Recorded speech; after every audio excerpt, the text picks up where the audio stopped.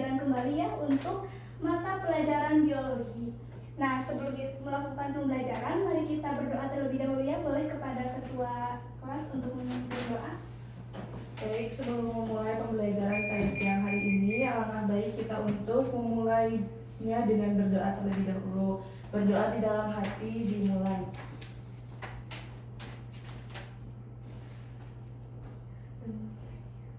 Amin. Mari kita bersama-sama melafazkan basmalah untuk membuka kegiatan pembelajaran pada hari ini. Bismillahirrahmanirrahim.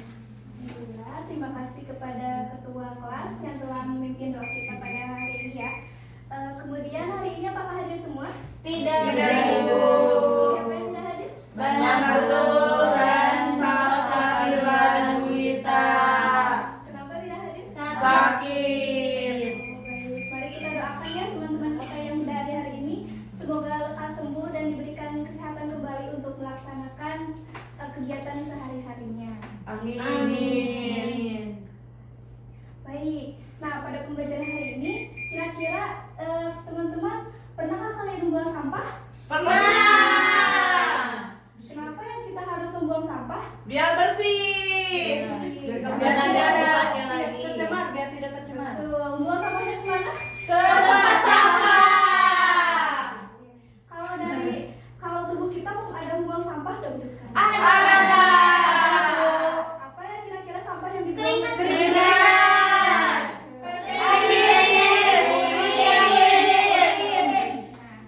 Nah, dari proses membuang dari hasil tubuh kita itu tadi disebut sistem apa ya? Ada yang masih ingat? Sistem ekskresi.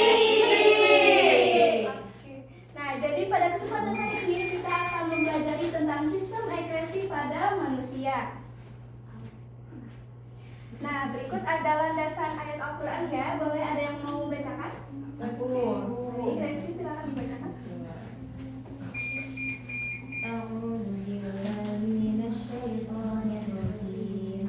Bismillahirrahmanirrahim. Wa in kuntum marda aw ala safarin aw jaa ahadun minkum minal ghaiti aw lamastum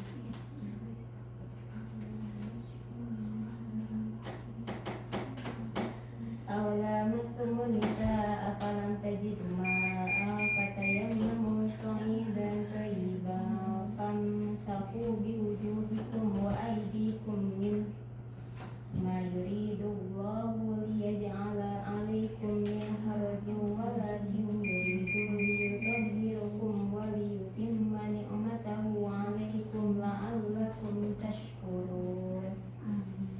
Yang artinya, jika kamu dalam keadaan junub, mandilah. Jika kamu sakit dalam perjalanan kembali dari tempat buang air atau kakus, atau menyentuh perempuan lalu tidak memperoleh air, bertayamumlah dengan debu yang baik, suci, usaplah wajahmu dan tanganmu dengan debu itu. Allah tidak ingin menjadikan bagimu sedikit pun kesulitan, tapi Dia hendak membersihkan kamu dan menyempurnakan nikmat-Nya bagimu agar kamu bersyukur. Shadaqallahul adzim. Baik, terima kasih kepada Resi yang sudah membacakan landasan ayat Al-Qurannya ya. Nah, jadi dari ayat ini kita bisa lihat bahwa kaitannya dengan sistem ekskresi. Nah, sistem ekskresi kan kita mengeluarkan sebuah zat dari dalam tubuh kita yang sudah tidak digunakan. Nah, dengan itu artinya kita kan dalam keadaan kotor. Nah, dalam ayat tersebut Allah menganjurkan kita untuk membersihkan diri gitu. Nah, dengan membersihkan diri ini juga Allah tidak menyulitkan gitu. Kita bisa wudhu dengan tayamum atau mandi dan lain-lain untuk membersihkan diri. Nah, selanjutnya ada tentang tujuan pembelajaran kita pada hari ini nih. Yang pertama, tadi kita bisa mengucapkan rasa syukur dan memahami keterkaitan surat Al-Maidah ayat 6 terhadap konsep sistem ekskresi pada manusia melalui tayangan PowerPoint dengan cermat. Lalu juga mampu menjelaskan fungsi utama setiap organ ekskresi pada manusia serta zat-zat sisa metabolisme yang dikeluarkan oleh setiap organ ekskresi melalui PowerPoint dengan baik. Kemudian juga menjelaskan proses pembuatan urin melalui tayangan video dengan baik. Kemudian menganalisis kelainan atau gangguan pada organ ekskresi pada manusia melalui tayangan PowerPoint dengan cermat. Lalu juga melakukan praktikum tentang uji kandungan urin dengan baik dan tepat. kemudian dari sampah tadi nih, apa saja sampah yang dihasilkan tubuh kita berdasarkan analoginya tadi? Keringat. Ya, keringat, Urin. urin, Oke. Nah, kemudian organ mana saja ya yang berperan untuk membuang sampah-sampah tadi? Kulit. Kulit.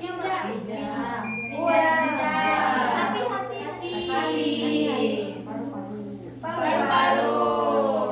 Baik. Nah, ini dia tadi organ-organ yang berperan dalam sistem ekresi tadi ya. Jadi yang pertama ada kulit. Kulit merupakan lapisan jaringan pelindung terluar yang terdapat di permukaan tubuh. Kulit berfungsi sebagai organ ekresi karena mampu mengeluarkan zat-zat sisa berupa kelenjar keringat. Nih teman-teman, kalau misalnya kita setelah olahraga nih pasti berkeringat kan? Nah, keringat tersebut itu keluar dari kelenjar Kulit. Kelenjar keringat ini yang ada di dalam kulit kita ya. Ya, jadi kenapa kulit ini masuk ke dalam salah satu sistem ekresi? Karena dia mengeluarkan keringat hasil dari metabolisme di dalam tubuh kita. Nah, selanjutnya ada paru-paru memiliki fungsi utama sebagai organ pernafasan. Paru-paru juga merupakan organ ekresi yang berfungsi mengeluarkan gas-gas sisa proses pernafasan, yaitu gas CO2 atau karbon dioksida dan H2O atau uap air. Nah, paru-paru juga menjadi salah satu organ sistem ekresi ya. Jadi apa yang diekskresikannya? Oksigen menjadi karbon dioksida, Ibu. Baik, karena pada pertemuan sebelumnya kita sudah mempelajari tentang sistem pernafasan ya. Iya. Hasil dari sistem pernafasan tadi ada karbon Dioksida. Itu dikeluarkan dari tubuh kita yang menjadi ekskresi gitu, dari tubuh kita. Baik, selanjutnya ini ada Hati. Nah, hati ini berfungsi untuk mengekspresikan getah empedu zat sisa dari perombakan sel darah merah yang telah rusak dan dihancurkan dalam limpa. Nah, teman-teman, sel darah tubuh di dalam kita itu tidak selalu terus berputar, tidak selalu tetap sama itu aja jumlahnya, tapi ada juga sel darah merah yang akan rusak dan nanti di hati sel darah merah itu akan diproses menjadi getah empedu dan nanti akan menjadi urobilin yang ada pada zat warna urin. Nah, teman-teman masih ingat gak kalau urin itu warna apa? Kuning. Bening ya, bening. Kuning. Ya, walaupun makanan yang kita makan itu kan bermacam-macam warna ya, tapi kenapa urin kita tetap warna kuning? Tadi Bu ada uro itu. Ya, Bilirubin. ya, karena itu adalah hasil ekskresi dari hati. Oke, yang terakhir adalah Ginjal. Nah, ginjal berfungsi untuk menyaring zat-zat sisa metabolisme dari dalam darah, mempertahankan keseimbangan cairan tubuh, mengekskresikan gula darah yang melebihi kadar normal, dan mengatur keseimbangan kadar asam, basa, dan garam di dalam tubuh. Nah, hasil ekskresi dari ginjal ini adalah Nah, urin ini menjadi hasil ekresi dari ginjal ya, yang dimana urin ini mengandung tadi ada kadar gula darah, garam, yang nanti akan diproses dulu, yang tidak diperlukan lagi akan dikeluarkan melalui urin. Nah, terus gimana ya proses urin terbentuk? Bagaimana kawan? Nah, bisa dilihat ya.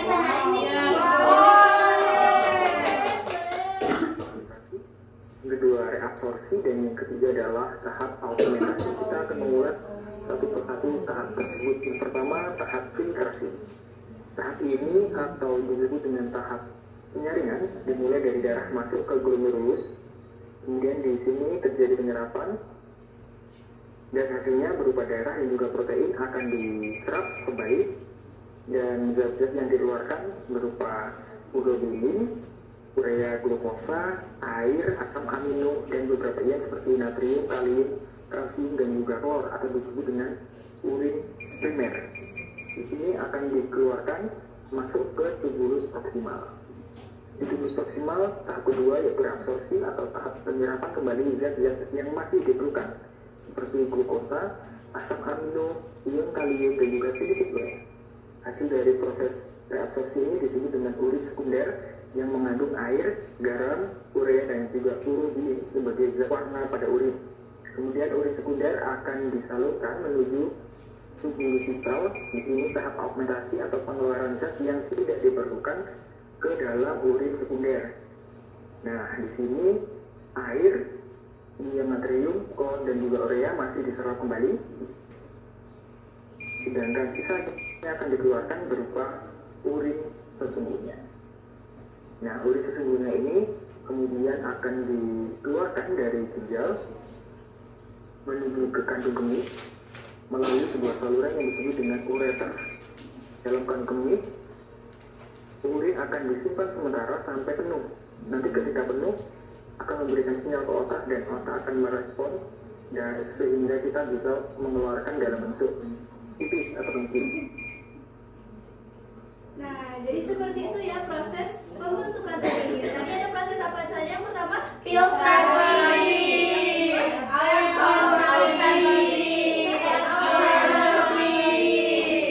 udah. Nah, tadi pada proses 3 tadi ada dilakukan di mana? Ginjal keseluruhannya. Tadi setelah pada ginjal itu udah terbentuk nih urin yang sesungguhnya, diproses lalu disalurkan kemana? Kantong melalui ureter ke kandung kemih, kemudian disalurkan ke ureter. Baik. Nah, terus apa yang mungkin terjadi ya jika sampah ini menumpuk dalam tubuh kita nih? Sakit, penyakit, tidak nyaman. Betul. Karena hasil ekskresi dari zat metabolisme tubuh kita itu kan mengandung banyak bakteri ya yang tidak diperlukan dalam tubuh. Bagaimana jika menumpuk itu dalam tubuh? Sakit. Nah, ada beberapa kelainan atau gangguan atau penyakit yang dirasakan dari sistem ekresi. Yang pertama ada diabetes insipidus. Nah, diabetes insipidus ini penyakit yang gejalanya tuh banyak urinnya keluar, banyak kencing gitu. Kencing gitu. Nah, itu diabetes insipidus ini disebabkan oleh kurangnya hormon ADH yang ada dalam tubuh kita. Kemudian diabetes mellitus, yaitu mungkin kita juga ada yang pernah dengar gitu ya, Sering. ya, penyakit dengan kelebihan kadar gula ya. Nah, kemudian ada edema, uremia, poliuria, batu ginjal, gagal ginjal, albuminuria, dan nefritis. Dan masih banyak lagi ya penyakit yang berasal dari sistem ekresi. Nah, kemudian selanjutnya kita akan melaksanakan praktikum untuk uji kandungan urin. Nah, di sini nanti Ibu akan membagi kalian menjadi 2 kelompok. Boleh yang melaksanakannya di sini ya. Nanti kelompok 1 yang depan di sini, terus kelompok 2 di sini. Baik, Bu. Baik, Bu. Ini Perwakilan.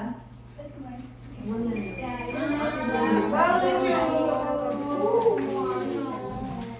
Nah, jadi kalian untuk pengerjaannya nanti silakan ya di sini bagian-bagian untuk ini yang kosongnya. Kemudian nanti untuk tabel pengamatannya, nanti kelompok 1 akan mengamati sampel A.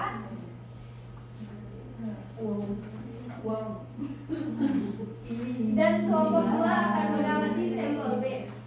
Nah, dari kedua sampel ini kalian nanti amati dari segi warna, pH, dan baunya. Nah, untuk warna misalnya warnanya pekat atau kurang pekat atau seperti apa. Kemudian untuk pH-nya nanti akan diamati menggunakan kertas lakmus.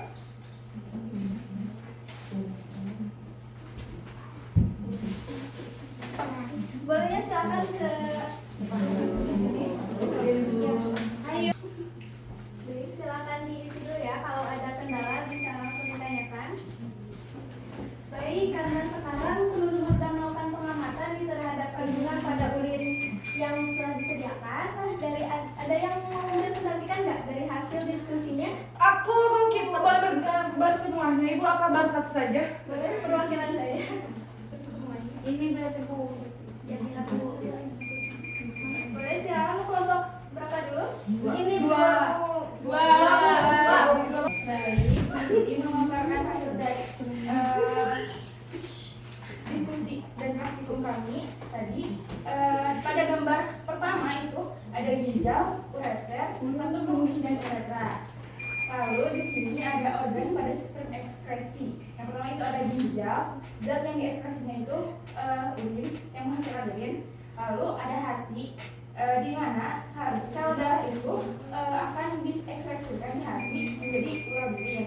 Terus yang ketiga itu ada paru-paru, mengekspresikan oksigen dan CO2. CO2 jadi di apa sih? Ditukar dengan oksigen gitu. Yang keempat itu ada kulit, itu untuk mengekspresikan keringat. Nah, yang selanjutnya itu ada gangguan organ ekskresi. Apa saja gangguan yang terdapat pada sistem ekskresi, yaitu diantaranya diabetes mellitus, gagal ginjal, albuminaria. Lalu selanjutnya apa penyebab terjadinya gangguan pada sistem ekskresi? Seperti kurangnya hormon ADH, terus kelebihan glukosa. Lalu bagaimana cara mencegah terjadinya gangguan pada sistem ekskresi ini? Itu jangan menahan kencing salah satunya ya. Lalu di sini kita mengamati pada sampel B, yaitu di mana warnanya itu kuning pekat, lalu pH-nya itu asam dan baunya itu menyengat. Jadi dapat disimpulkan bahwa dari pengamatan praktikum kita di kelompok 2, yaitu dari pengamatan kami urin ini berwarna kuning, pH-nya asam dan terjadi karena bisa jadi si orangnya itu kurang minum, lalu mengandung amonia karena baunya itu menyengat, dan warna yang dihasilkan itu dari urobilin dari hasil ekspresi hati. Mungkin cukup sekian dari kelompok 2. Terima kasih Ibu. Terima kasih kelompok 2. Kita kasih aplaus. Sekarang kelompok 1 silakan. Iya, Pira, Bu. Japira Bu. Baik, izin mempresentasikan Ibu. Terima kasih atas waktunya hasil praktikum dari kelompok 1. Nah, untuk hasil praktikum kelompok 1 ini, kami tadi mengisi organ ekskresi pada manusia yang ada, yaitu ginjal, ureter, kantung kemih, dan uretra. Kemudian organ pada sistem ekskresinya itu ada ginjal yang hasil ekskresinya itu urin, kemudian ada hati, hasil ekskresinya itu empedu, kemudian paru-paru, hasil ekskresinya itu oksigen ke karbon dioksida, kemudian ada kulit yang menghasilkan keringat. Nah, kemudian ada pertanyaan yang Ibu pertanyakan kepada kami gitu terkait untuk hasil praktikumnya itu ya Ibu. Nah, untuk hasil praktikumnya itu tadi alhamdulillah udah kami lakukan. Nah, untuk warna urinnya sendiri itu pekat, kemudian berbau, dan pH-nya itu 8. Bahasa maksudnya. Maaf. Bahasa salah tulis tadi. Oh iya. Terus ya, sudah kelompok 1. Sudah Ibu, terima kasih. Mohon maaf. Terima kasih. Boleh kita kasih aplaus dulu ya. Mohon maaf. Ya baik, jadi tadi kalian udah mengisi kan ya dari LKPD yang sudah disediakan, dan juga udah paham nih ternyata kandungan urin itu ada bermacam-macam, dan dimana dari macam-macam itu bisa mendeteksi itu penyakit yang ada dari dalam tubuh kita. Nah, selanjutnya setelah kalian mempelajari tadi tentang sistem ekskresi, lalu Ibu ada menyiapkan post test. Boleh silakan di scan ya. Aku suka podcast. Kalau ada yang terkendala boleh disampaikan ya. Baik, Ibu. Ada yang betul semua? Aku. Oke, alhamdulillah ya. Berarti kalian udah memahami apa pembelajaran yang kita pada hari ini. Baik.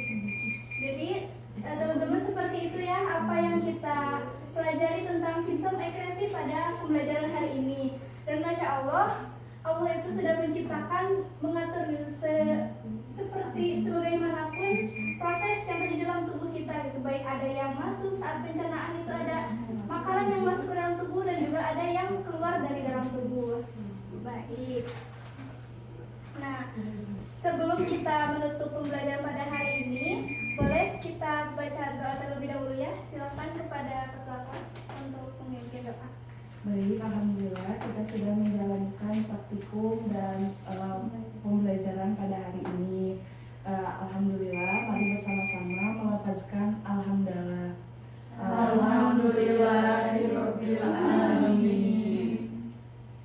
Alhamdulillah, pembelajaran pada hari ini telah selesai. Jangan lupa untuk pertemuan berikutnya disiapkan untuk materinya nanti. Lalu terima kasih kepada semuanya. Mohon maaf apabila ada kesalahan dari Ibu ataupun baik itu yang sengaja ataupun tidak sengaja. Billahi